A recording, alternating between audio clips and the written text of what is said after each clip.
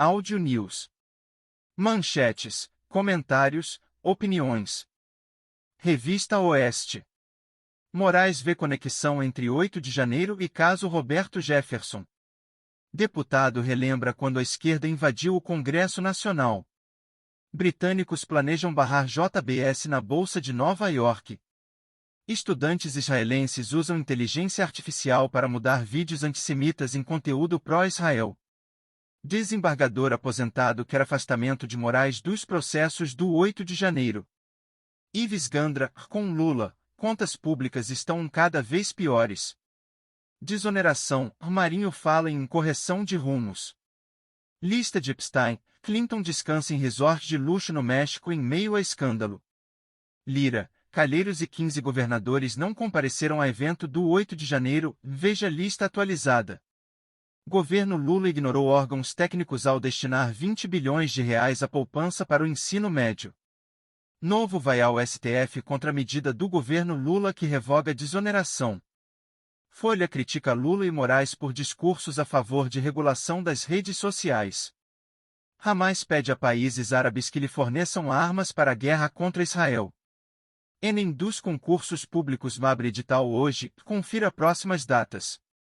Itamaraty acompanha sequestro de brasileiro no Equador. Filho de ministro Benedito Gonçalves, do STJ, ostenta com roupas de grife e joias no TikTok. Prefeito do Rio denuncia extorsão de crime organizado para liberar obra do Parque Piedade. Membro do Vaticano defende liberação para padres se casarem.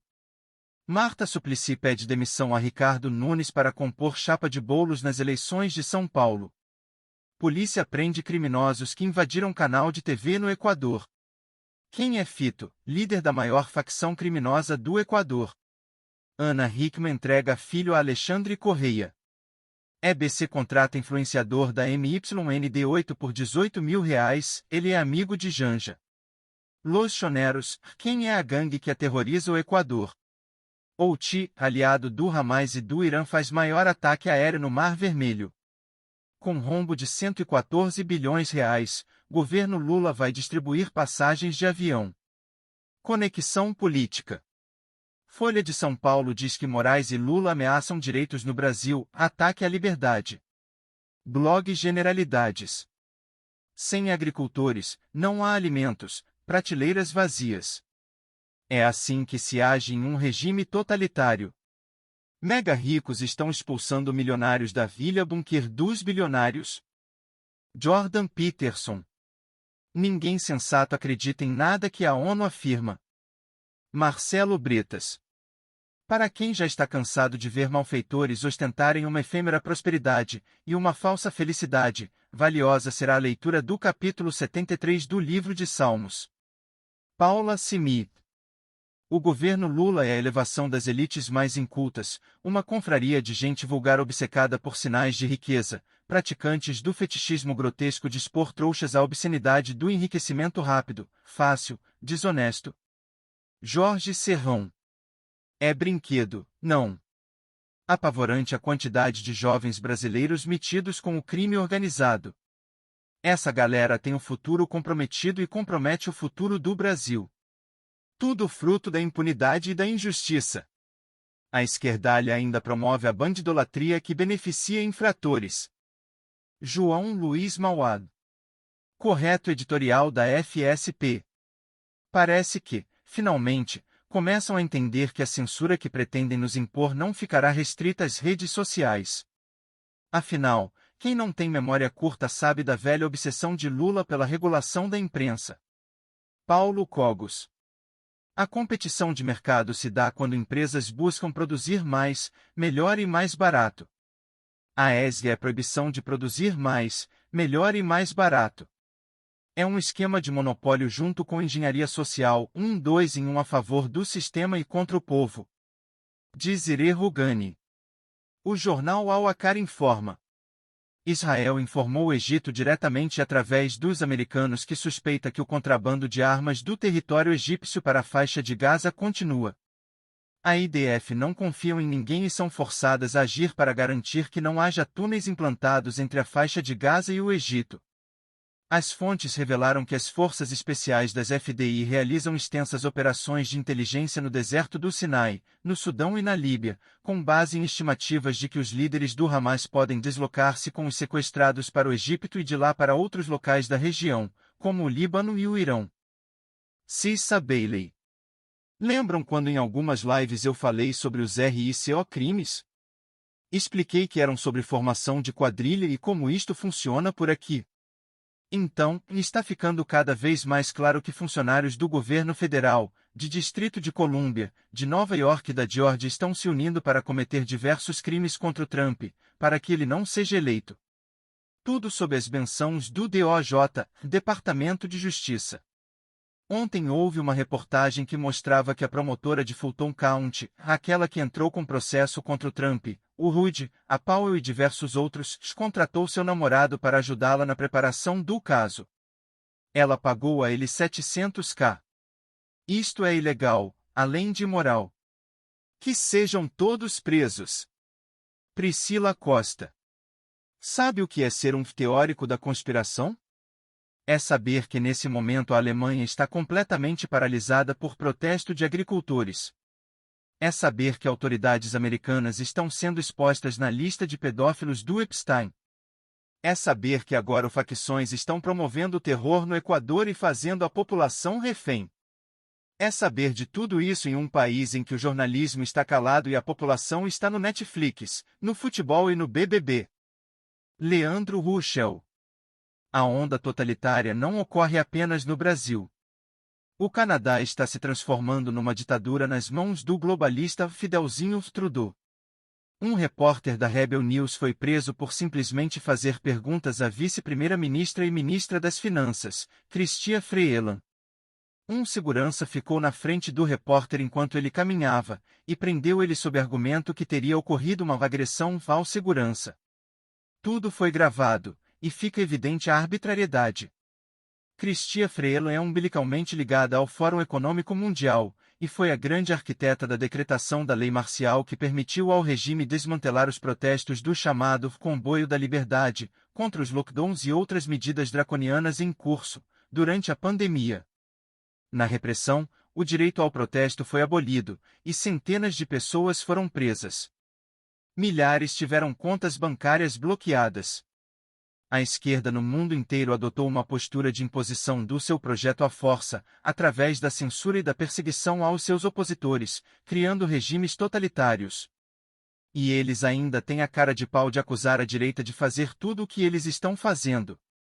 Paulo. Mamonas Assassinas, o filme é lamentável, uma aula de como desperdiçar uma história incrível com muito amadorismo. Este é um texto que me dá até tristeza de escrever, porque literalmente são quase 30 anos esperando por este filme. Eu sigo tão fã deles como era quando tinha 10 anos. Pouco tempo depois do acidente que tirou a vida do grupo, em 1996, já começaram as especulações de que sua trajetória viraria cinema. Na época, a imprensa cogitava Tom Cavalcante no papel de Dinho. E eu lembro-me bem disso. Mas aquele longa não aconteceu. E o projeto voltou nos últimos anos, tendo levado quase uma década para sair do papel nessa última tentativa, anunciada há um bom tempo. Mas talvez fosse melhor nem ter saído. Antes de tudo, o elenco é bem parecido e poderia ter sido muito bem aproveitado. O protagonista Rui Brissa é impressionante fisicamente no papel de Dinho, quase um clone, e os outros também são bem ok visualmente, mas fica nisso. O negócio é tão mal feito que mesmo isso se perde. Infelizmente, o filme é bem ruim, mesmo. Como havia dúvida se isso iria para o cinema ou TV, foi cogitada uma série na Record. A produção tem um roteiro insano. Muitas cenas sem sentido, que não levam a lugar algum, com diálogos fracos e amadores. Existem diversas histórias ali que foram literalmente inventadas do nada e jamais existiram, como a briga dos irmãos Samuel e Sérgio Reuli por uma mulher. Toda a jornada dos dois na produção se dá em torno disso, mas essa personagem nunca existiu. A trajetória de fama dos Mamonas durou menos de um ano, mas foi hiper rica em fatos, com reviravoltas e um imenso sucesso repentino depois de muito trabalho. Mas nada disso fica impresso nesse longa de uma maneira satisfatória. É literalmente cena após cena, jogadas sem relação alguma, sem um fio condutor, uma colagem de cenas reais e fictícias sem um ritmo decente. Outro exemplo, os pais de alguns dos integrantes só aparecem em uma cena, sem nenhuma introdução, como se faltassem trechos anteriores. Embora os irmãos Reoli e Dinho apareçam bastante, Bento Inoto, vivido por seu sobrinho, idêntico fisicamente, se Júlio Hazek mal tem falas. Só que Júlio era como um segundo líder do grupo, sendo que mais falava após o vocalista, mas é esquecido na produção.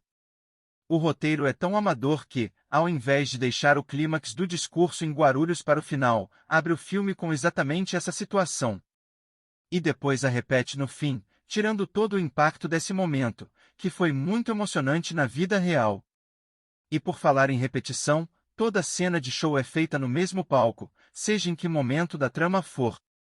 Fica bem claro que gravaram tudo de uma vez, sem haver uma evolução visual do cenário ou algo do tipo. As cenas de concertos, inclusive, sofrem com o baixo número de figurantes, com takes em planos bem fechados para disfarçar a baixa quantidade de pessoas ali, o que é altamente amador.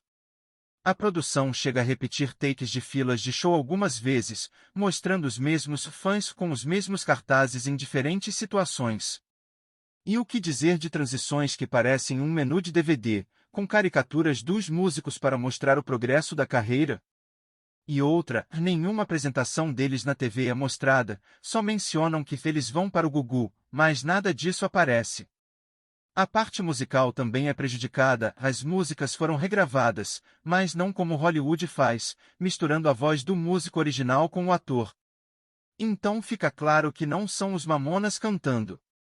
E mesmo assim, em algumas cenas, dá para ver que os próprios atores estão fazendo playback, quando estariam cantando ao vivo, na ficção. E mais amador que o roteiro é a montagem, a edição das cenas.